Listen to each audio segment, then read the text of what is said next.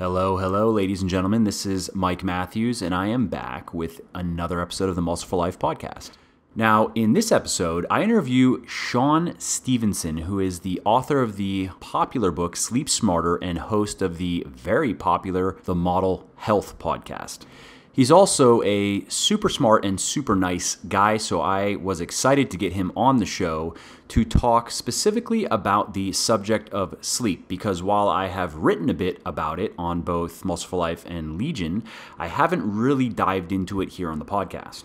Now, everyone knows that getting enough sleep is important, but not everyone knows just how important it really is, and especially for us fitness fanatics. For example, sleep insufficiency has been linked to car crashes, industrial disasters, and medical and other occupational errors. It increases the risk of chronic diseases like hypertension, diabetes, depression, obesity, and cancer, and it dramatically reduces our quality of life and productivity levels. Research shows that inadequate sleep can also slow down weight loss, lead to weight gain and muscle loss, and reduce testosterone levels. So, the bottom line is that your sleep hygiene is pretty much like your diet. It's either working for you or against you, regardless of whether you realize it. And in this interview, you're going to learn all about what good sleep hygiene really is and what you can start doing tonight to get some of the best sleep of your life. And that doesn't necessarily mean that you have to sleep more than you already do. In fact, you may even be able to sleep less than you currently do, but feel more rested every day. And you can get there by improving the quality or the efficiency of your sleep. As you'll see in this interview, if you really have your sleep efficiency dialed in, you shouldn't need to spend more than maybe 6.5 hours in bed every night. And that's something that Shawn has helped many people achieve. You don't need anything special to get there. I myself sleep 6 to 6.5 hours every night, and I can do that because my sleep quality is very high. And I know that because I've used, those sleep tracking devices that let you see not just how much you're sleeping, but how that sleep breaks down in terms of the different phases of sleep, with deep sleep being the most important for rejuvenation and recovery, which is something that Shawn breaks down in this interview. So, if any of that sounds interesting to you, then I think you're going to enjoy our talk, and here it is. Hey, Shawn, thanks for coming on the show. I really appreciate it. It's my honor to be here, man. Thanks for having me. Absolutely. So I wanted to get you on the podcast because I've written a bit about sleep and the importance of sleep, but I haven't really spoke much about it. Haven't done a deep dive like what we're going to do. But it is something I get asked about fairly frequently. People asking how if getting I get X number of hours of sleep a night, is that enough? Or how do I know if I'm getting enough sleep or not? Or how can I get better sleep? And then also, just for me personally, I'm interested in the whole discussion because, like I was telling you before we were recording, for the last year, I probably averaged maybe 5.5 hours of sleep a night. And the reason why I did that is because I guess I'm kind of a workaholic kind of person, and I thought it'd be a good idea if I could just get some more time. Like, if I could just never have to sleep again, I probably would take that over anything. That'd be my superpower. That'd be my superpower of choice. If I could just never have to sleep again, live 2 lives almost, or live an extra third or whatever. But anyways, previously I was sleeping 6.5 hours a night, and that was though normal. Like, whether I would wake up before my alarm and I would be rested, and I did totally fine in my training. Like, there were no signs that wasn't enough sleep for me. And that was for a few years. And then I was like, oh, maybe if I feel good on 6.5, maybe I'll feel good on like 5.5. And not so much. Didn't really work out. So like one of my little New Year's resolutions is I have to get more sleep. I have to make it more of a priority. But now I'm even questioning previously, because I'm getting older now. Like, I don't know, 3 or 4 years ago, 6.5 was totally fine. But I don't know if you've had this before, but I almost feel like my decision on how much sleep I want to get, or my ideas about, like, I don't like sleeping. I mean, it's not, I would prefer to sleep as little as possible, tends to mess with my sleep almost. Like, I wonder if I've just kind of Jedi mind tricked myself into, you know what I mean? But like, physically there are going to be ramifications over time. So I have a personal vested interest in this conversation as well.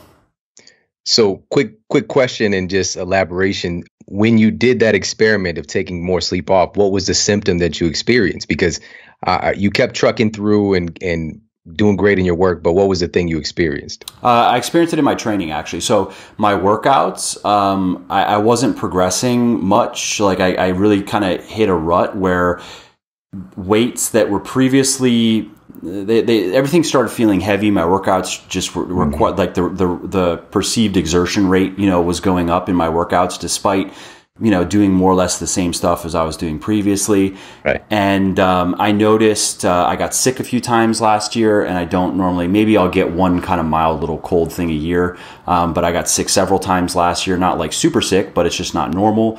And I noticed I had more little nagging aches and pains like in joints and stuff, which is obviously related to the training because I do and like a lot of my stuff is kind of just heavy compound lifting. So, and I had a sense that my body just wasn't recovering as well as, when I was getting more sleep.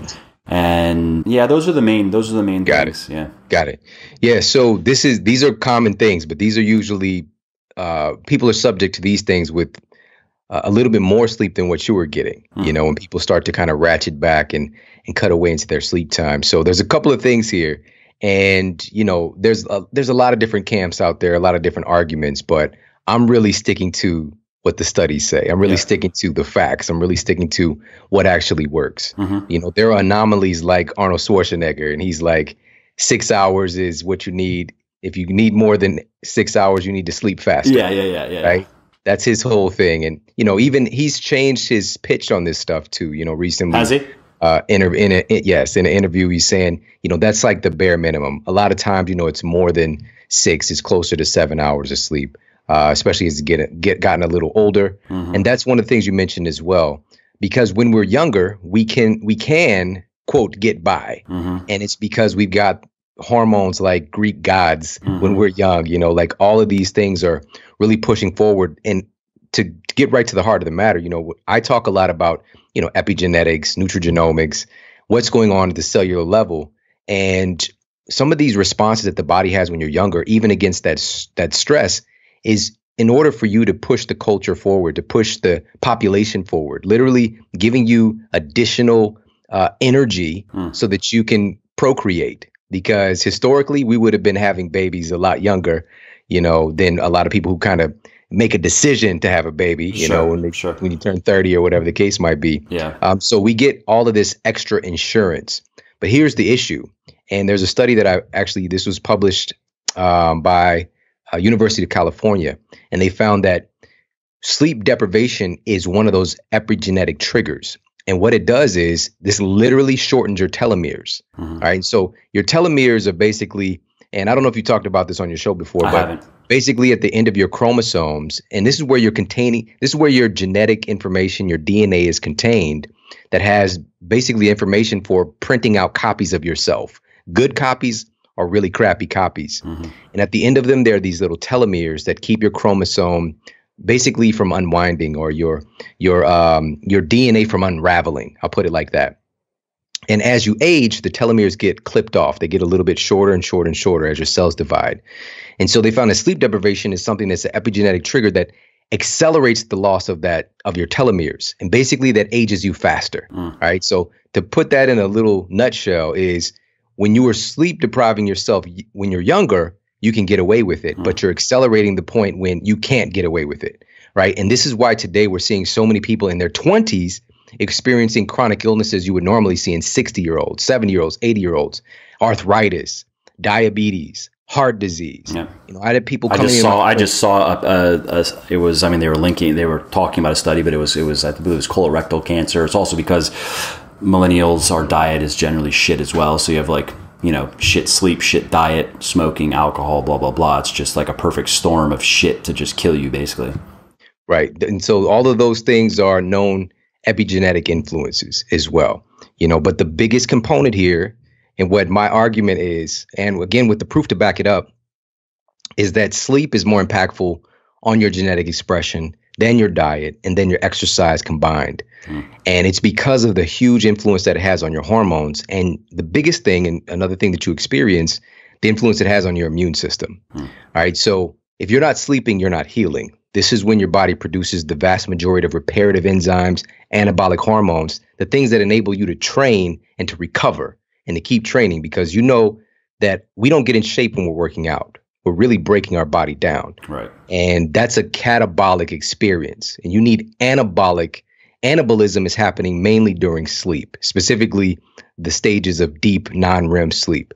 And so if you're not going through those cycles, and here's what the issue was for you. And so for everybody, when they ask the question, how much sleep should I get? We need to stop thinking in those terms. It's really about optimizing your sleep cycles and how many complete sleep cycles you're getting. And your sleep cycles are anywhere from like 75 minutes on the low end to like 120 minutes. And you need to be getting a minimum of about 4 of those every single night. And so for some people, it's between 4 and 6 of those, but the average person is 4 and 5.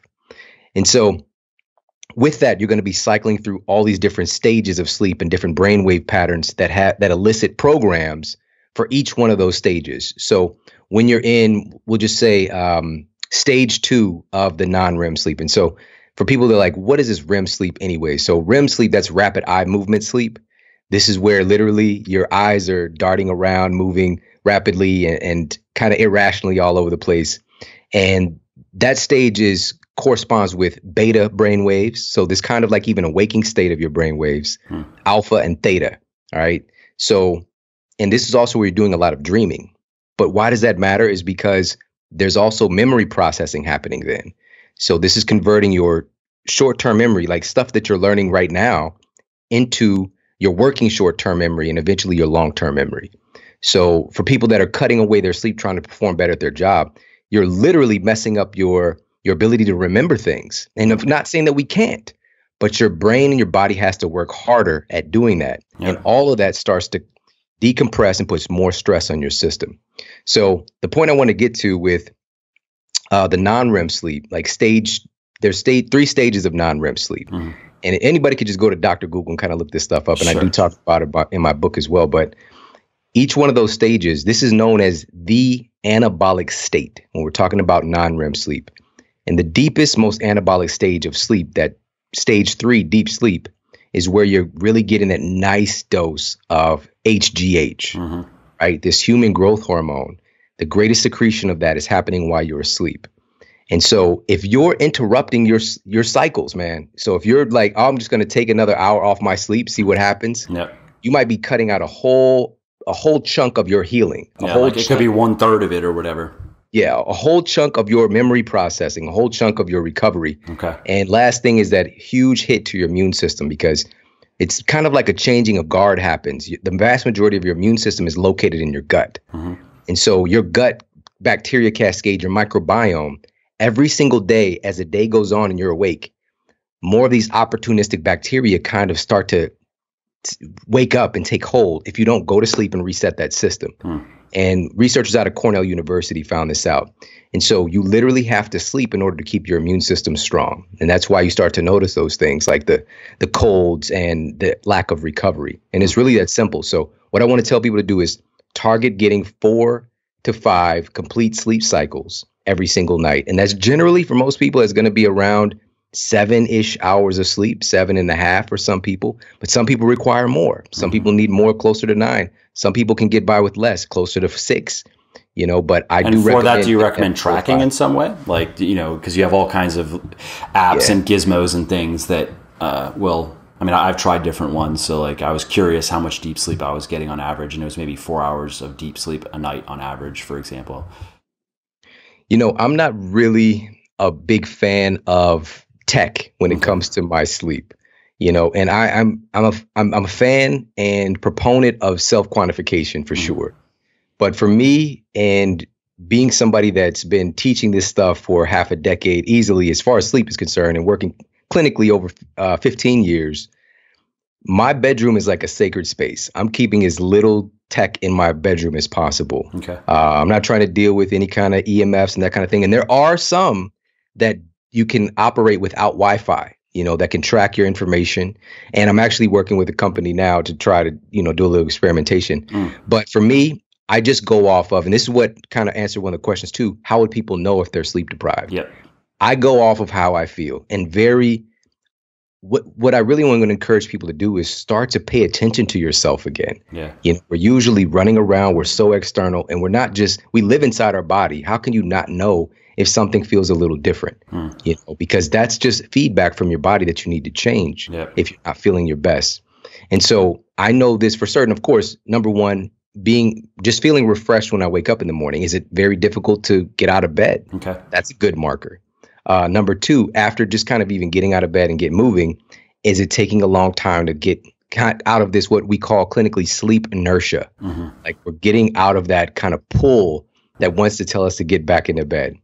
And outside of that, our energy through the day, when we start to get into our workouts and we start to get into our day and get into work, are we just dragging ass? Or are we actually feeling good? And then another thing is, do we have that sleep inertia kick in during the day where we feel so compelled that we have to take a nap?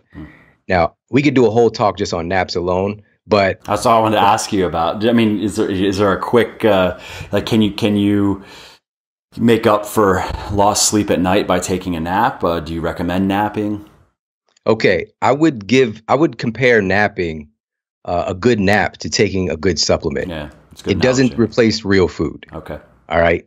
And generally, for most people, the strong physical desire to take a nap is due to them getting poor quality sleep and not cycling through their sleep cycles correctly at night. All right. Okay. Now, a good nap is a good nap. Sometimes your mind and body just wants to shut down, like a good Sunday nap, and, just get a little bit more time in.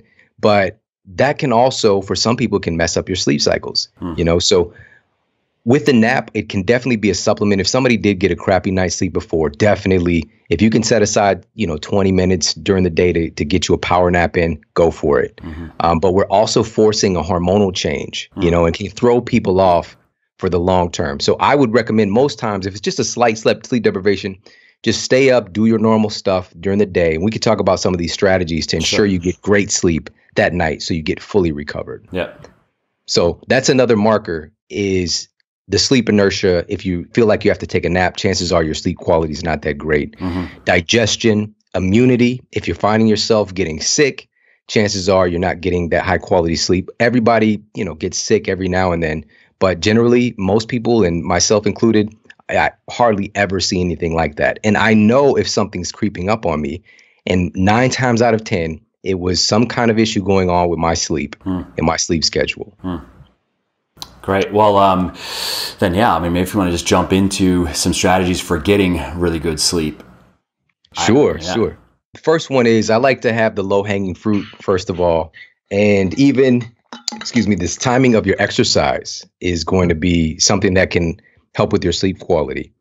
So Appalachian State University did this study that I cited in Sleep Smarter in my book. And they had exercisers to train at 3 different times throughout the study period. And they had him train exclusively in the morning. Then the second period, they had him train exclusively in the afternoon at 1 p.m. And then the morning was 7 a.m. Okay. And then the third phase of the study, they had him train exclusively at night at 7 p.m.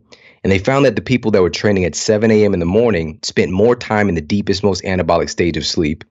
They tended to sleep more, so they had longer sleep time.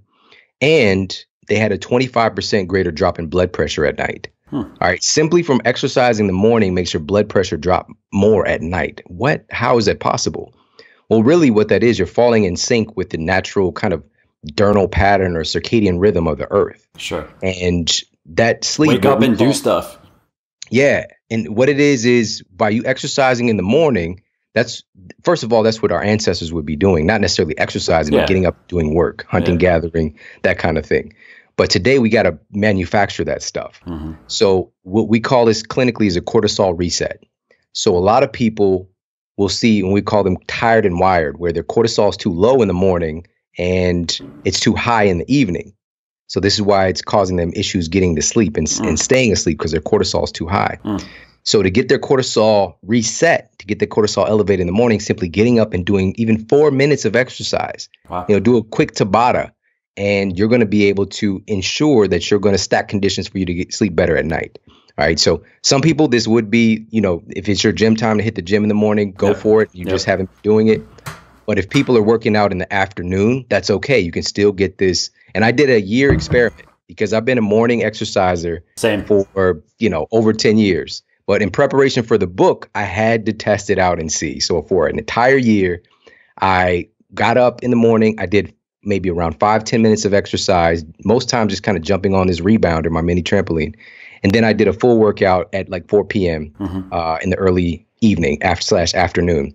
And all of everything improved, because for guys, it's like, we don't want to mess up our gains by some kind of random workout in the morning. Am I going to be able to perform later? My testosterone went up. My strength numbers went up. My reaction time went up.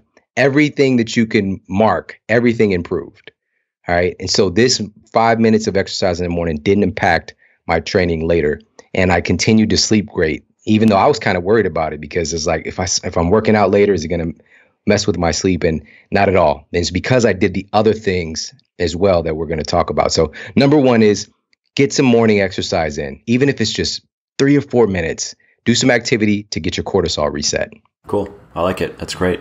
I myself have worked out in the morning for years and years and years, but recently now I'm doing a couple workouts after work and then a couple morning workouts. But yeah, I mean, I guess if I look back over it, my workout schedule has been a bit random. I actually even tried when I moved from Florida to Virginia, and I was like, I want to start working out later for that even reason of like, you have more energy later.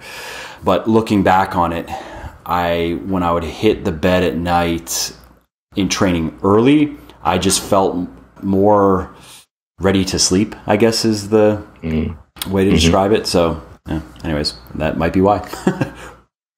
Got it. Yeah, man. And a lot of people experience that. But for some people that are listening, they're like, I already work out in the morning, but my sleep is crappy. Yep. So that's not the solution for me. Again, this was a low hanging fruit. Sure. And I talk about 21, and these were just 21. I have more of the clinically proven strategies to help people improve their sleep quality, not necessarily sleeping more, but sleeping better, improving those sleep cycles and sleep rhythms. And so morning exercise is a key component.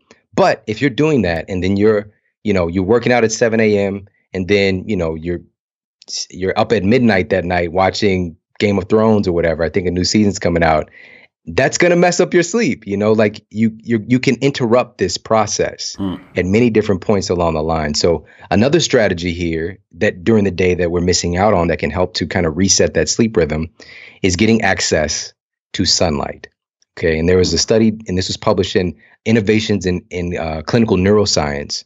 And they found that people who get sunlight in the early part of the day, so what's recommended is basically between 6:30 and 8 a.m. sun exposure, they had a much lower drop in their cortisol in the evening. All right. So getting sunlight in the morning drops your cortisol lower in the evening. All right. And so what's the big deal when I keep talking about cortisol? Cortisol is so important and so valuable, but it's gotten a bad name. It's kind of like the person who actually wrote the foreword for my book, Dr. Sarah Godfrey. She's Harvard trained, MIT trained, that kind of thing. She calls cortisol the bad boyfriend, right? It's just like, they still kind of have this attraction. They're still kind of, interesting and that kind of thing.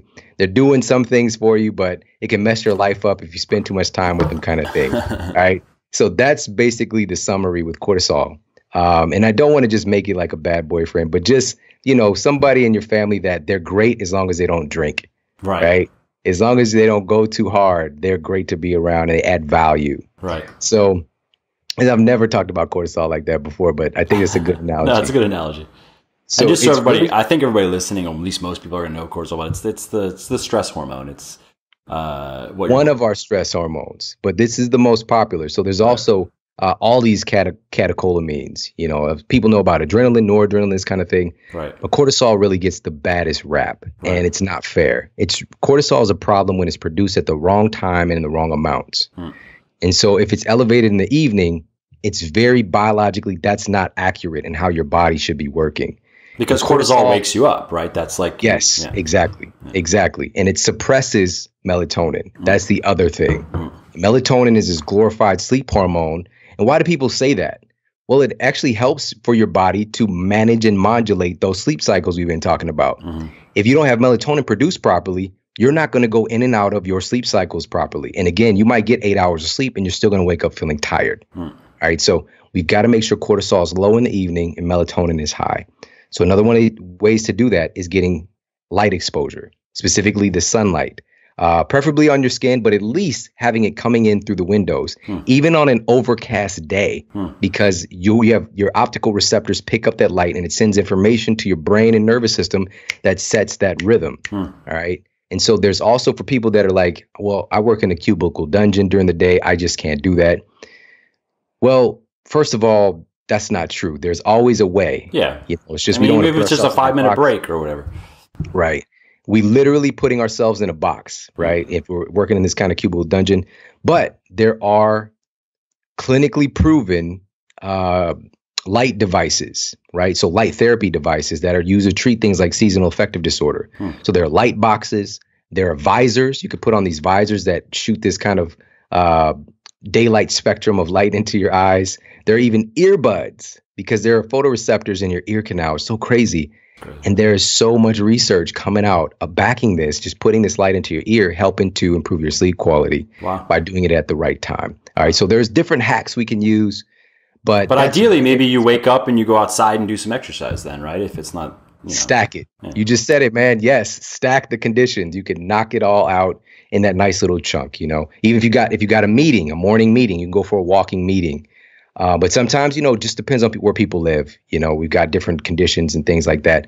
But there's always a way that we can tweak things and adjust things to get what we want. So that's part one. We're talking about the morning.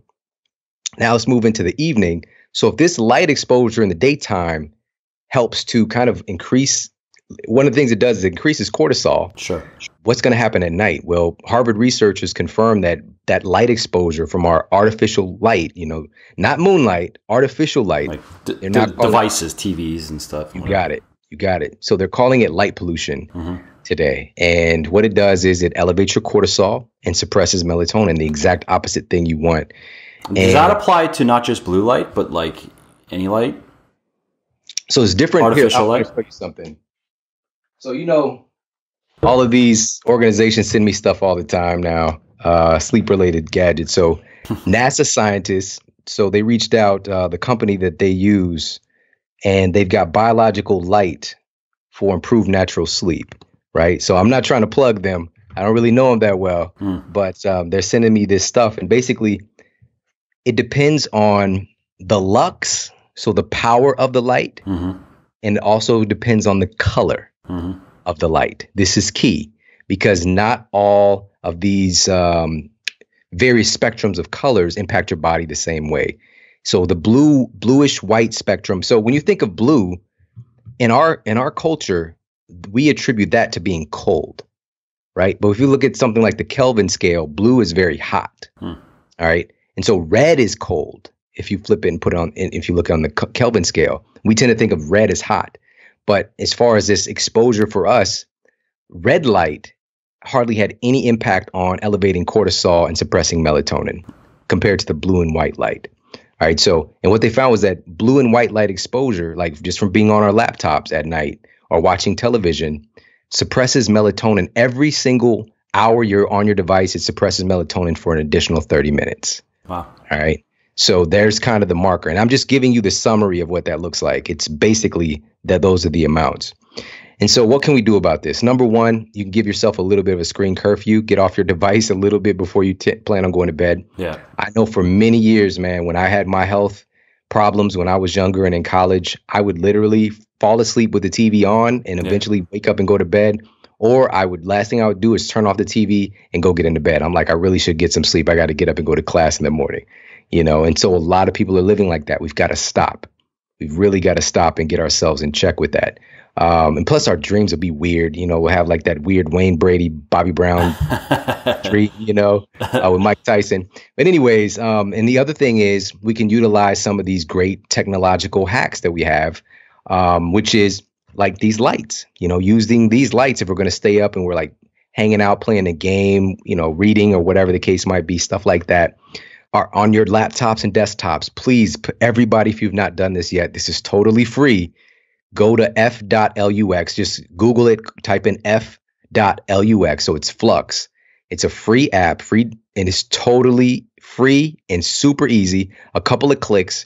It installs in your computer. I've been using it for, I think, about 4 years now. Same. And It is fantastic. It pulls out the most troublesome spectrum of light from your screens automatically when it gets dark outside, and it puts it back in your screen when the light comes back on the planet. But here's the thing is that you can easily disable it if you need to check a design or something like that.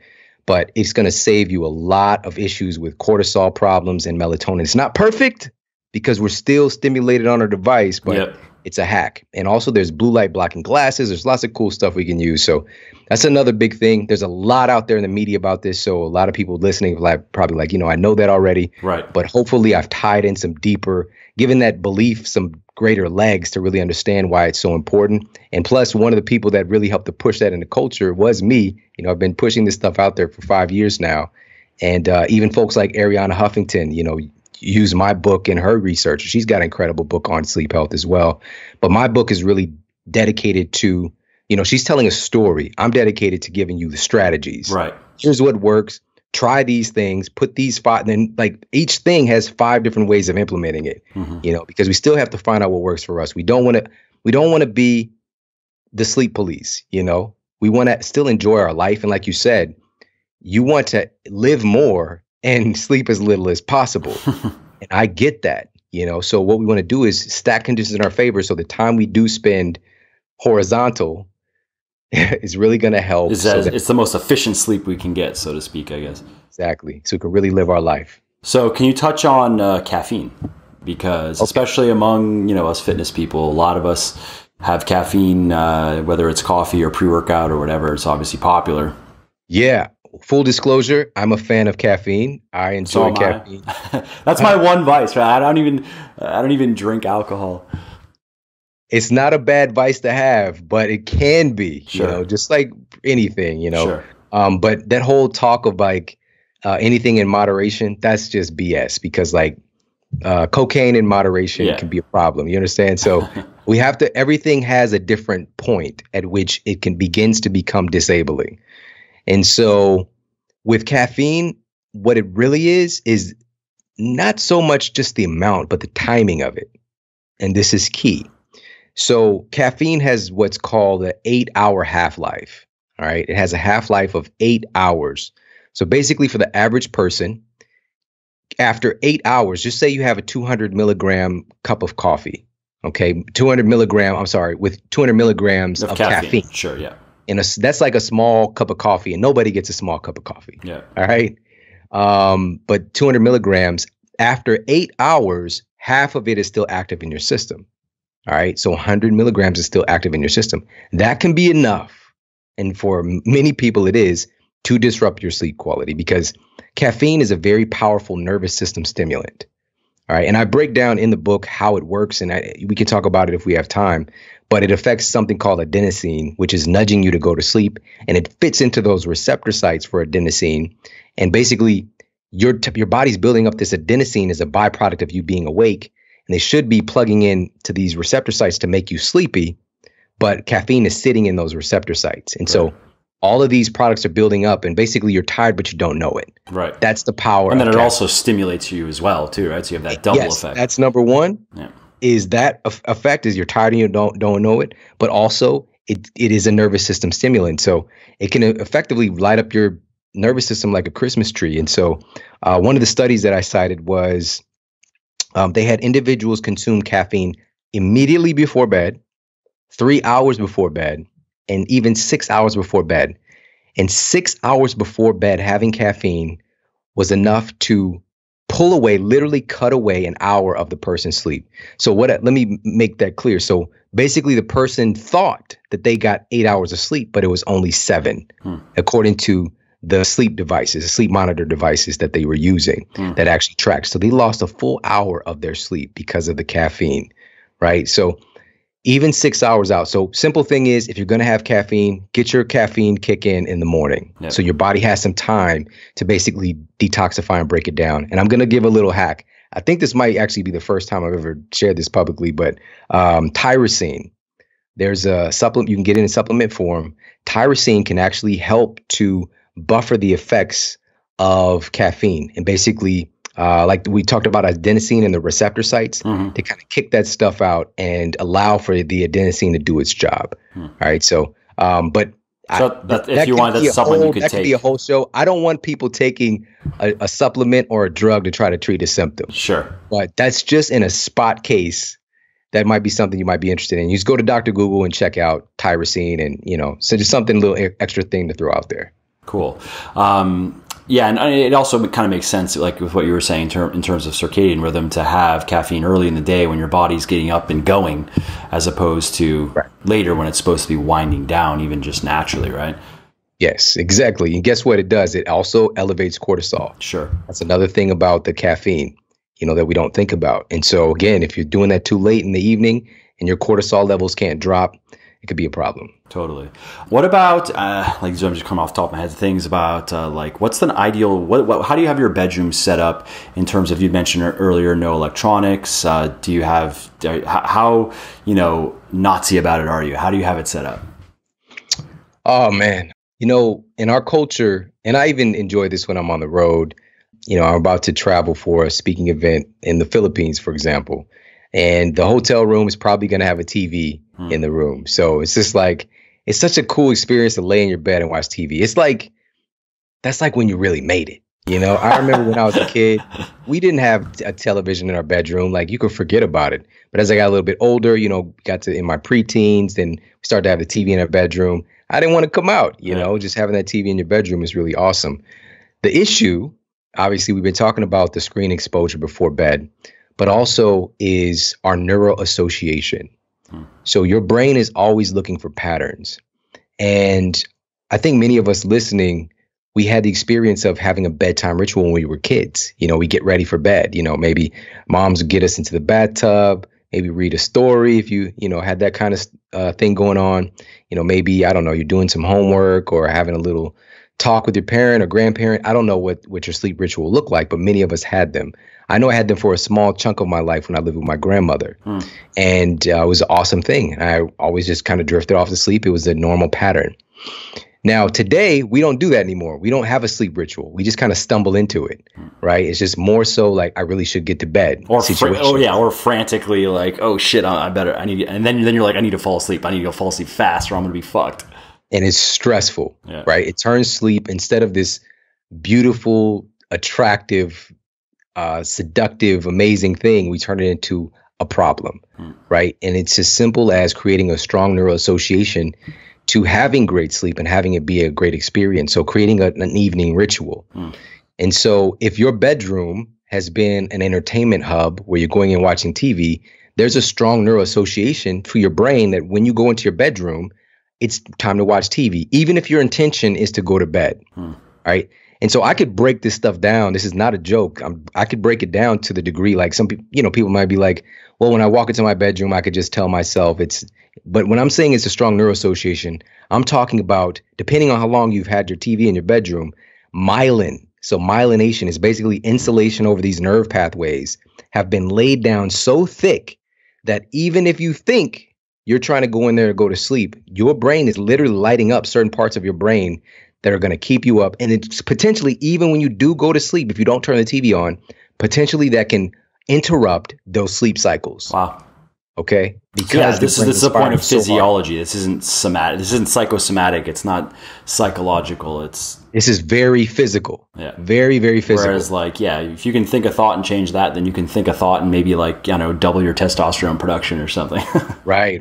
My bicep has a new bicep because I just boosted my T just now. Yeah. But that's really what it is, And of course, every physical thing does have a psychological, emotional, mental component to it for sure. Sure. But for some people, that psychosis is rooted in something very physical, right?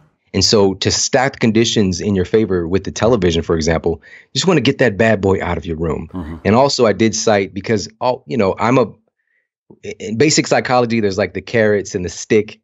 Some people are more motivated by reward. Some people are more motivated by pain and punishment. Crazy as it sounds, we're all motivated by each in different ways. But I'm a rewards based thinker, And so there was a study that I cited in Sleep Smarter. This was a study that was done on Italian couples, and they found that couples who had a television in their bedroom had 50% less sex. All right, so getting your TV out of your bedroom could be a huge double win transformation in your sex life. All right. So, but some people, again, there are the anomalies, and people can be like, I have a TV in my bedroom. I'm doing it like a bunny, Shawn. It's not an issue for me. Yeah. Well, I'm not talking about you. You probably do it, in the, I don't know. Well, what if you got rid of the TV? Then snowstorm or something. That's what I'm saying. Well, maybe you get rid of the TV, and then it's like it actually becomes a problem or something. Exactly, a higher quality problem. Yeah. So, but for a lot of people, what it is really, it's number one, the impact that it has on our health. And if you're not feeling good, chances, it can start to decrease the opportunity for that to happen. Mm-hmm. And also it's a distraction, and not being able to connect with the person that you most want to connect with in your life. Mm-hmm. And so that's another big thing we talk about on my show, it's called the Model Health Show. So we talk about all things that create this and give people this model for a healthy life. And that includes your relationships as well. I truly do believe this, man. And I say this every opportunity I get. I believe that your relationships are the number one most influential thing on your health and your success in life. Hands down, not even close. And so to cultivate that and work on that, especially part of that bedtime ritual, maybe instead of being on your device and scrolling through Instagram, maybe you actually talk to your significant other. Huh? What a concept, like you guys talk, or, maybe the possibility of sex happens prior to you, whatever, like. Most people have sex out of convenience. Right. Crazy as it sounds, especially if you have kids, you got a job, you got all this stuff. And that it can be a component, and so especially for guys who are like, whatever, whenever we could get it in, it doesn't matter. But we want to move away from that and have it to be like a natural part of life, like it, quote, used to be for a lot of people before things change and you got so drone-like in your processes. So creating a sleep sanctuary, create a place that when you walk into your bedroom, it's like where two things are happening only, sleep or sex, and that's it. And that's kind of the environment that I encourage people to create. A big part of that also is getting artificial light exposure, making sure that it's not getting into your bedroom. So getting yourself some blackout curtains if you live in an area where you would be exposed to that kind of thing from street lights and cars and things like that. Because another study, and this was from Cornell University, and they had the subject to sleep in an otherwise dark room. So they're in a dark room and they took a light that was just the size of a quarter and put it behind their knee. That's the only light in the room. And just it hitting their skin was enough to disrupt their sleep cycles. That's crazy. We've been talking about sleep cycles being the thing, right? So it changed their core body temperature and disrupted their sleep cycles. Absolutely nuts. And it's like, how is that possible? Well, your skin has photoreceptors that pick up light, and they send information to your brain and your endocrine system that basically are trying to tell you what time it is. Your body's always trying to figure out what time it is, right? And the more that we can stack conditions in our favor to help our body to be in sync with the natural diurnal pattern of the earth, the healthier we're going to be. Yeah, that's amazing with the light. I'm really surprised. So that's like any devices, again, that and it's not just phones, but it could be other things that blink and just throw out light, get it out, just so you want more or less pitch black then. Yeah, exactly. Unless it's natural light. Sure. Okay. If there's some moonlight coming in, humans have evolved with that. And if you look at, you can go to, Dr. Google, or there's also a chart in my book, and look at a lux chart, LUX, and you see how moonlight, as compared to even the dimmest artificial light, it's not even comparable, how little effect that it has on your body.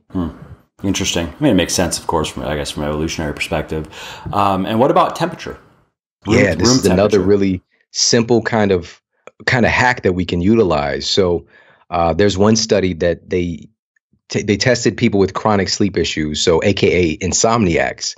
And they found that every insomniac in the study had a problem with their something called thermal regulation, right? So their ability for their body to modulate, to cool down when it's supposed to. So for a lot of us, I was taught this in college as well, that human body temperature should be 98.6 degrees. End of story. That's just not true. Your temperature modulates throughout the day a lot. Okay. If you're working out, for example, your temperature goes up. That's normal. But we have this thermogenic response. And so in the evening, when the sun starts to go down, our core body temperature literally starts to go down as well. And that when the core body temperature goes down, it elicits certain kind of these sleep programs, right? Increase in reparative enzymes, hormones start to change in accordance with that drop in your core body temperature. So all that to say that if your body has to work harder to drop that core body temperature down, it could impact your sleep quality. And so what they did with these insomniacs was they put these cooling caps on their head that just lowered their temperature just 1 degree. And that was enough to almost eliminate literally, they slept more, they fell asleep faster and slept more than people that were not insomniacs, that were, quote, normal people. Wow. All right. It's absolutely crazy. I'm sorry, I didn't mean to say more. They slept more. They slept as much, but they fell asleep faster, which is crazy simply by cooling their head. So that's that saying of like cooler than the other side of the pillow. You know, like your head likes to be cool, especially, is one of the things. And so making sure that the environment around you in your bedroom is cool. Do you have a temperature that you like to keep your bedroom set at? This is going to depend on the person, but experts recommend, you know, scientists across the board, between 62 and 68 degrees is the ideal room temperature. Okay, between 62 and 68. And so for some people, that's going to sound super cool and chilly. And it's like, I can't do that. But while we get cold, it tends to be the extremities. So just make sure you wear some nice warm socks and you should be good to go. But also we know in some of those same people, they'll know like if they're too hot trying to sleep, it sucks. Like it's like the grossest thing and the most uncomfortable thing if you're too hot. Yep. So that's what consistently I'll wake up if the temperature's not low enough, or like my wife, she had bought a duvet that was too thick for me. It just I would wake up sweaty. So but it would mess up. And then once she liked it. So at that time I was like, okay, then she can use that and I'll just use a sheet. And that was fine for me. And then I was sleeping fine again. Yeah. And that's one of the big things with couples as well, is a lot of times, not just some of the time, a lot of times they're going to enjoy different temperatures. And so there's something called the chili pad. And this can actually cool off one side of your bed. You know, you can basically put it on one side of the bed and you can lower that temperature so that the other person doesn't have to suffer in a way. And so my wife is actually from Kenya. And so there's no such thing as cold days, really, right? There's like warm and hot. Yeah. And so for her, she really does not enjoy the cold, but she's seen the benefit. She's seen how much better she does sleep when it's cold. Her issue, and a lot of people, is getting up in the morning when it's cold, not when they get out of those covers. So what I do in the morning is I get up first and she gets up 5 or 10 minutes after me, after I go and turn the heat up. All right. And it was a simple, easy fix. We battled about this a little bit for years. Yeah. And now we're at a really good place with it. So that's what we want to do. Shoot for that kind of temperature, you know, maybe just drop it down right before you go to bed. Yeah. And it's going to help with your sleep quality. Yeah, I mean, my thermostat, it has a little scheduler thing in it. I could just, you know, I have it, but I actually don't have it set as cold as you were saying. I think it's set to like, I don't know, 70, 71. And hey, that's better. That's better than 80 or 78. You know what I'm saying? So I wouldn't be able to sleep like that. I would wake up every hour probably. Where we're at right now is like the end of that spectrum. So we're at 68. But if I travel and I'm by myself, I will knock that bad. Yeah, why not, right? I mean, I love it. I love sleeping when it's really cold in the room. Yeah. But my wife, I mean, she's pregnant now. She weighs a little bit more. But previously, she's a small girl. She weighs 100, 105 pounds. So for her, you know, what's comfortable for me is cold for her. Right. So it's just finding that happy medium. And, you know, even with this, there are so many other things that stack in your favor. And I know we've covered a lot and we're getting close here on time. Yeah. But that's really what it is experimenting and finding out the things that work best for you. Yeah. Because everybody has their own unique kind of health type or sleep type and also genetic expression. But I do recommend for people to stack as many conditions in their favor that they can so they can kind of get this great sleep thing on automatic. Yeah, I think I totally agree. And so then let's close with, before we get to where people can find you and your work stuff, let's close with what are the big benefits that are, because, you know, with modern living there's so many things now that are vying for our attention and vying for our time, and so many different, you know, entertaining things ranging from entertainment to, you know, hanging out to work to whatever. I mean, I know I've run into this again. Like I even said when we went in the beginning of the podcast, I'm just that person where I wish I didn't have to sleep at all. I wish I could just plug myself into the wall. You know what I mean? That'd be amazing. Yeah. So what would you say are the big benefits for people out there that maybe they aren't sleeping enough right now? Like what are the type of things they can look forward to if they take the time to, let's say, read your book and really put together a little plan and start caring about it? You know what I mean?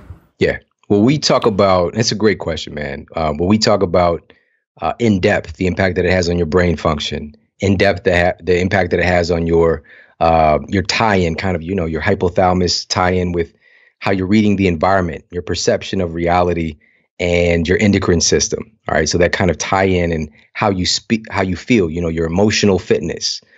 We talk about how this impacts your performance in the gym and also in athletic performance. So we can talk about so many different areas. But what I'm going to share is something very visceral for people. Yeah. And we all want to look good. Nobody's waking up in the morning and they're just like, you know what? I want to look so ugly today. I'm going to make people I want bags under my eyes. I just want to look like shit. Jaw drop when I walk by and just like, man, I want to look diseased. That's really what I'm going for. I want to look sick. Yes, that's it. You're the sickest guy I've ever seen. Literally. Is that good? Yeah. So that we all want to look good. And so there was a study that was done recently by the University of Chicago. And it was so fascinating, such a powerful exclamation mark on this whole thing. And today, 2/3 of our population are either clinically obese or overweight. And so this has been a big battle that we've been in as a culture, as a society. And things are just not moving in the right direction yet. But there's a big shift that is starting to happen now, thanks to podcasts like this one. But what they did was they put people onto a kind of conventional calorie restricted diet. And this is what I was taught in a typical university setting, which those diets generally don't work that well anyways, but calorie restricted diet, and they tracked everything and they allowed them to get 8.5 hours of sleep per night. Okay. So diet, 8 hours of sleep. Okay. So now another phase of the study, same exact diet. They don't do anything different in their life except they sleep deprive them. Now they're only getting 5.5 hours of sleep.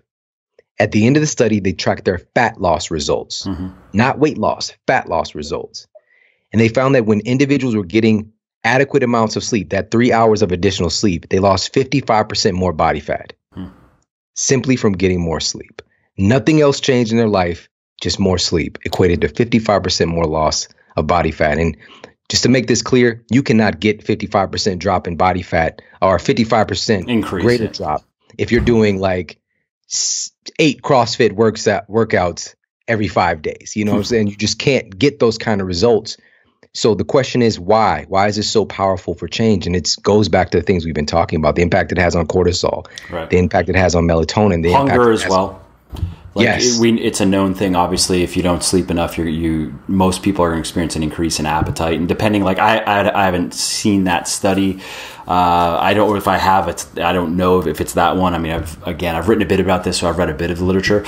But if, let's say in this case, if diets were being reported, like in food journals, that stuff people can fudge and not necessarily get it right. So you can easily have people that they're just more hungry, like they're sleeping 5.5 hours and they're more hungry and they're just more likely to overeat.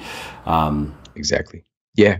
You just said it perfectly, and that wasn't seen. That wasn't a part of this particular study because they're monitoring their food. But people can lie, number one, but also for not in the context of this study that was done by Stanford University. And they found that just one night of sleep deprivation is enough to plummet, crash your leptin.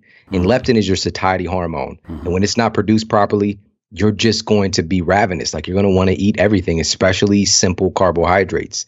Crunchy, salty things, sugary things, because your body is like a survival response and it needs to get energy in to keep your brain wired so that you can basically make it through life. That's how we're hardwired, is for survival, but we don't want to live there. We want to move into thriving and not surviving.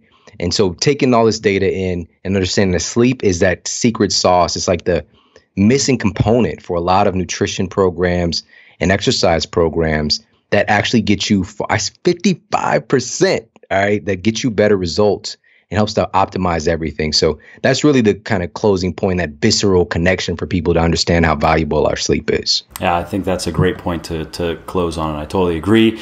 I'm inspired. I'm going to see, I mean, again, I guess in my case, how much sleep do I ultimately need? But this was something this year that I was like, I'm going to be objective about this and kind of take my feelings about, sleeping, whatever, out of it, and see really how much sleep do I need to feel. Because the experiment, what didn't go so well last year. Previously, I mean, I'd say I didn't notice any effects from if my average sleep, let's say average was 6.5 hours. I didn't at that time notice any negative effects at all. So that, I don't know if that may be enough, or maybe that was then and this is different now, but I'm going to find out. Awesome, man. Yeah, I personally, and just being in practice for so long, 6.5 would be solid. It would be super solid, especially if you're stacking conditions and making sure your sleep cycles are optimized. I've got high performing executives that I work with that same thing, they're getting their 6 hours of sleep, but their 6 is better than other people's 9, so it's just it's funny really because conditions. Previously I was doing a lot of these positive things that you're talking about, and I still do. I was exercising first thing in the morning. I also am eating, well, no, I guess that doesn't really change. Well, I'm eating more food, larger amounts of food closer to bedtime, which is probably bad, right? For sleep quality. That's a whole other conversation. Okay, right, well, anyways, I have experienced what you're talking about, so maybe I can even get some of your time outside of all this, and I'd be very curious. Yeah, I mean, since you brought up the point, man, people are gonna be like, I want to know, but I'm sorry. Really quick, bottom line with this one is, I'll share 2 quick things. So, okay.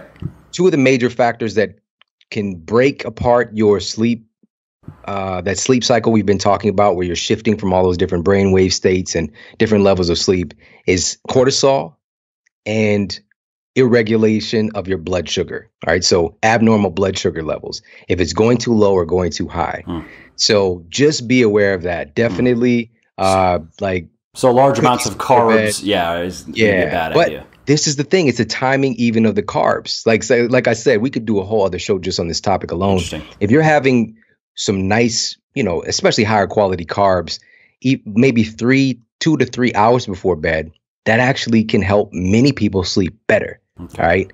But if you're eating them right before bed, you're going to get a little bit of a kind of blood sugar spike, and then you're going to go hypoglycemic while you're during sleep, and that can interrupt that sleep cycle. You might not wake up, but it can throw that whole system off. So we have to pay attention to those kind of things as well. And it's not like you can't eat something late, but generally when we're eating late, I don't know if you've ever experienced this, but I never have. I've never been up at 1 o'clock in the morning, like, you know what? I really feel like making some broccoli right now. Like broccoli with butter, it sounds amazing. Let me just steam it up and wait. You're gonna go grab some chips or some cookies or some kind of snacky type of things. And that's just kind of the nature of the beast, and part of that survival response where your body needs to get more blood sugar to your brain. That's essentially starting to starve. So just 24 hours sleep deprivation leads to a 6% drop in glucose reaching your brain. Again, that whole thing with nutrition is a huge component. And I did a whole chapter dedicated to that, actually 2 chapters dedicated to that in the book, and how that all ties our sleep health as well. Okay, great. Well, let's just end with, where can people find you in your work, and where can they find your book? You already said the name of it, but if you just want to remind everybody. Sure. So people can find me, definitely the place that most people know about me from is from my show, The Model Health Show. And you can listen to that anywhere that you're listening to this amazing podcast. You could find me on that platform as well. And very, very honored to say we've been featured dozens and dozens of times as the #1 podcast in the health and fitness category in the U.S. So very fortunate and grateful for that. And definitely could check that out. And online, it's themodelhealthshow.com. So it's themodelhealthshow.com. We've got videos to the episodes. I do some pretty epic articles. My social media stuff is there. I like to do a lot of stuff, especially on Instagram. And you could pick up the book Sleep Smarter anywhere you buy books, Barnes & Noble, Amazon, all that good stuff. But also you can go to sleepsmarterbook.com. And we actually have a free, and I don't talk about this enough. I've started to remember to talk about this more, but I did 21 videos that go with each of the 21 chapters. Oh, nice. That you get as a bonus when you get the book from Sleep Smarter Book That's great. All right. Well, thanks a lot for taking the time, Shawn. It was super informative. I mean, I've learned and I'm inspired, which is great. And I know it's going to answer a lot of the questions that I get. So now I have something when I get those questions, I can be like, this is your guy. Check this out. So I appreciate you taking the time. And yeah, thank you. Thank you so much for having me on. It's been a pleasure.